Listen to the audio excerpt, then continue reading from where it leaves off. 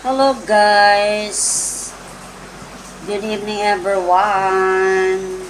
Hintayin lang po natin ang pagpatak ng 12 midnight or umaga na po. Merry Christmas guys, Merry Christmas everyone. Hello, hello. Hello world, hello Philippines, mabuhay. Kamusta ang mga winner nyo dyan? Mag-live po tayo ngayon. Kamusta? Umuulan ba ang ano nyo dyan, lugar nyo? Sa amin po, umuulan. Kanina pa umuulan. Hindi ka pwedeng lumabas. Kaya tahimik ang labas. Tahimik po ang nasa labas. Umuulan kasi guys. Hindi ka makapasyan, hindi ka makapunta sa kamag-anak kasi umuulan. Pupunta sana ako sa tiyahing ko. Gagala. 25. Hindi ako makagala kasi maulan. Antonio Nomiti. Antonio Nomi De. Thank you for joining o sa pagdaan guys. Sa lahat ng mga naghanda ngayon sa Paskong Pasko. Ano bang mga handa ninyo guys? Mag-comment po kayo kung anong mga handa niyo.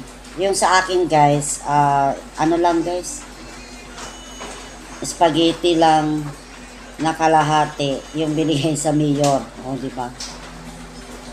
Nalibre na sa spaghetti. Okay, niluto ko kanina. Pasko na. Wala nang maraming handa. Basta makakain lang ng anakis, junakis natin. Nasarap naman din yung luto ko na spaghetti.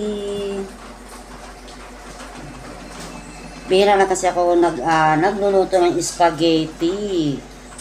Sabi nga, ang lasa daw ng spaghetti na niluluto ko parang Jollibee or mas sigit pa sa Jollibee. Ano talaga no? Yan ang sabi ng mga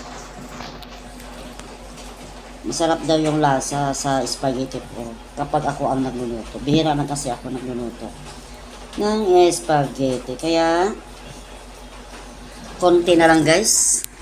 Konti na lang ang spaghetti. Konti na lang guys. Kaya, mag-live po tayo. Ang taba ko na guys. Kaya nagkain kasi. Mataba sa camera. Pag sa personal, payat po ako. Payat po ako. Akala ninyo mataba ako. Payat, hindi ako mataba. Payat po ako. Camera lang po, pinaka times, sabi nga, times 3 o times 2 ang laki mo sa camera. At may camera talaga na ang pangit mo talaga. Kaya tingnan na lang ninyo sa personal. Diba? Personal na lang guys. Malakas ang ulan o narinig nyo? Malakas ang ulan guys. Kaya, nandito lang tayo sa loob. Bukas, kantahan time. Kasi hindi ka makalabas din kakanta ka lang. Sana yung mga nandyan sa malapit sa bundok, lumikas na po kayo kasi delikado sa landslide. Ingat-ingat guys. Ingat-ingat. At pag sinabi po sa mga barangay, lumikas na po kayo. Para iwas disgrasya po. Kasi ngayong panahon, marami po na disgrasya. Kanina nakita ko sa Diyos ko po. Grabe. Parang tumayong balahibo ko tumitingin ako sa mga disgrasya taga. Di mo akalain. Dapat yung wala na pong gagawin sa labas, wag nang lumabas. Wala nang gagawin. Kung gagala lang, wag na kayong gumana. Stay na lang kayo sa bahay. Para iwas disgrasya. Gaya nung kanina, nakita ko, Diyos ko, may bata pa. Yung lalaki na sa ilalim ng van. Diyos ko, nakakatakot. Kung wala namang gagawin, kasama pa bata, Kasama pa bata. Grabe, guys.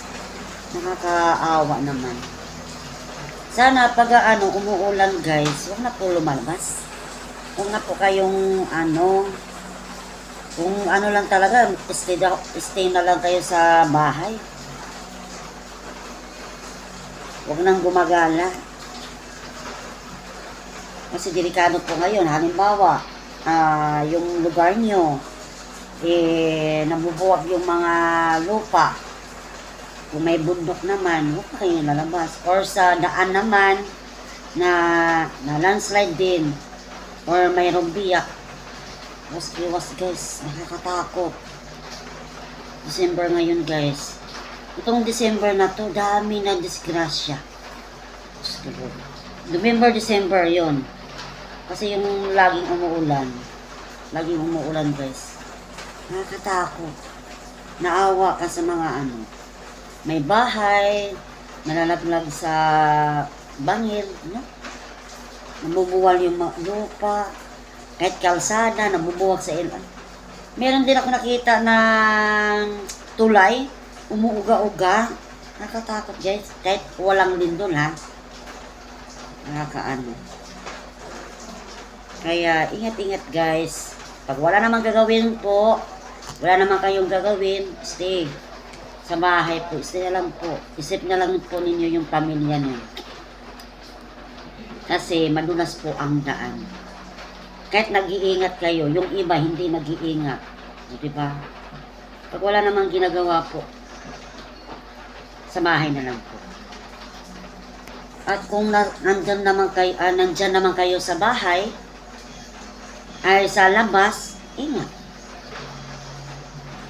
Titingnan lagi yung niyo, side mirror niyo. At mag-helmet para safety ang ulo. Nakatakot kanina guys, bali yung Tsaka yung nakaraang linggo ba yun? Yung babae, nabuwal talaga, nabali yung buto niya sa hita. Na disgrasya sila sa motor. Nakakatakot. Naawa ka na bakit pa lumabas, bakit pa umiinom. Guys, kung galing kayo sa party naman, huwag masyadong uminom. Yun lang paalala lang po. Kapag nagdadrive kayo ng motor, huwag na po kayo masyadong uminom. Or huwag kayong uminom para iwas disgrasya. Pasko ngayon guys, sana makaabot pa kayo ng New Year pag ganun. Hindi porke na magaling kayo mag-drive. Yung mga kasabayan nyo, mga motor, mga van, o hindi sila nag-iingat, tabla kayo. Kaya guys, safety first muna. Kung walang gagawin, nasa bahay lang, huwag nang lalabas. Okay, yun lang guys ang paalala ko. Mag-helmet lagi at laging nakatingin sa side mirror. Or wala namang gagawin, huwag na po umalis. Huwag na po aalis. At huwag magchismoso sa labas. Kahit may disgrasya, pupuntahan pa. Diba? Nakakaloka. Umuulan pa, lumalabas pa. Diyos, I have complete. Demonstrate this complete.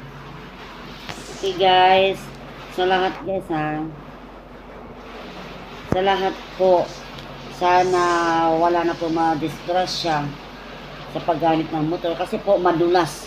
At huwag yung pabilisan pabilisan na magdadrive ng motor. Kasagaran ngayon na-disgrasya mga motor. Bihira lang yung mga van, nakikita ko yung GNT nga na-disgrasya. Nakakaloka. Malaking truck na yun ha. Kasi madulas po ang daan. Madulas yung kalsada. Ingat-ingat guys ha. Ingat. Yun lang guys. Bye. Merry Christmas sa inyong lahat.